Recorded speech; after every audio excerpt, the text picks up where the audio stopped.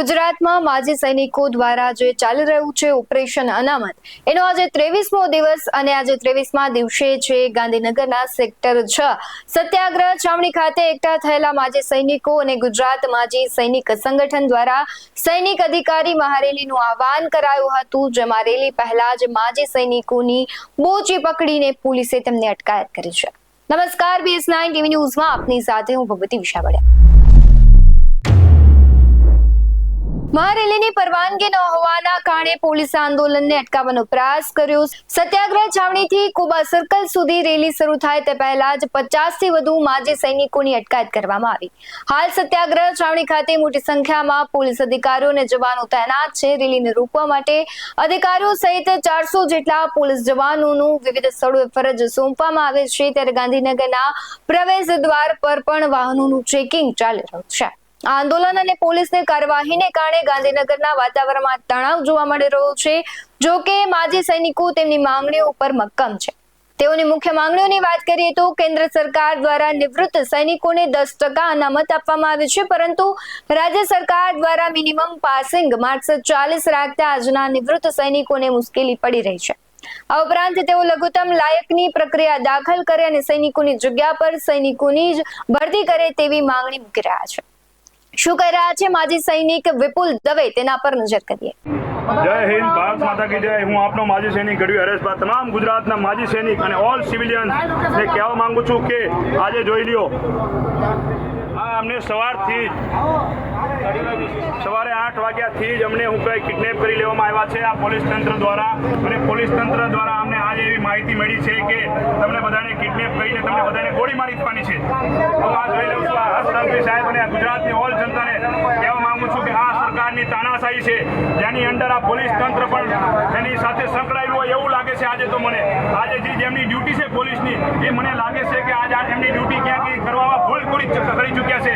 આજે માજી સૈનિકો સાથે જે અત્યાચાર અને આજે થયો છે તેનો તો હું તેમને પ્રશાસનને કહેવા માંગુ છું કે જે તમે કસમ પ્લેટ ખાધી હતી, જે તમે જે વર્દી પહેર્યો છે, થોડીક એની તો શરમ કરો। તમને શરમ આવી જોઈએ કે આપણે કોની ડિટેન કરી રહ્યા છીએ, કોને ક્યાં લઈ જઈ રહ્યા છીએ।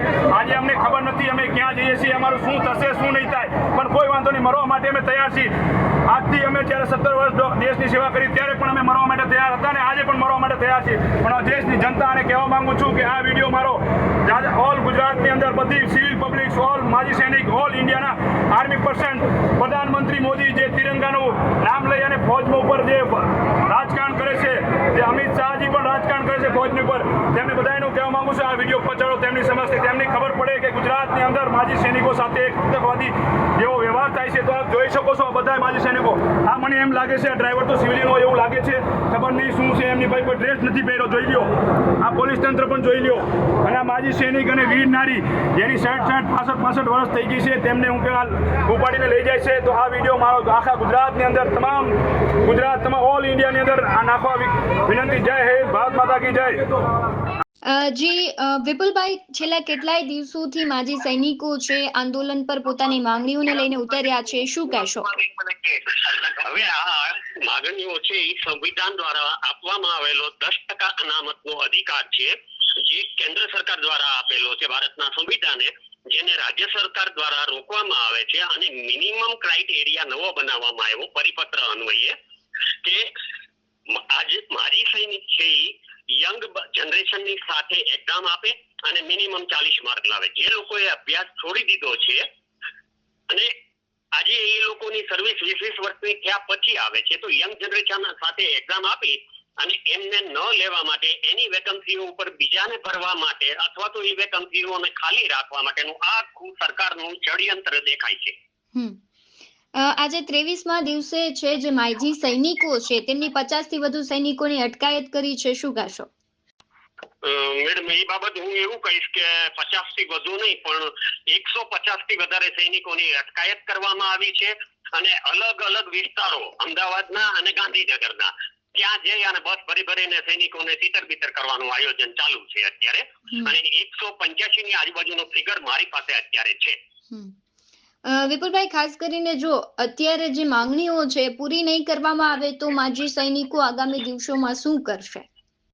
હવે અત્યાર સુધી ગાંધી ચિંધ્યા રાહે આંદોલનનો પૂર્ણ પ્રયાસ કરવામાં આવ્યો છે આ દરેક જિલ્લાના સંગઠનો તરફથી સંયુક્ત ગુજરાત માજી સૈનિક સંગઠન બનીને, પરંતુ આગળની રણનીતિઓ અમારી હાઈકમાન્ડ એટલે ગુજરાત પ્રમુખ નિમાવત જીતેન્દ્ર દ્વારા જે ડિક્લેર કરવામાં આવે એને તમામ જિલ્લાઓ દ્વારા ફોલો કરવામાં આવશે.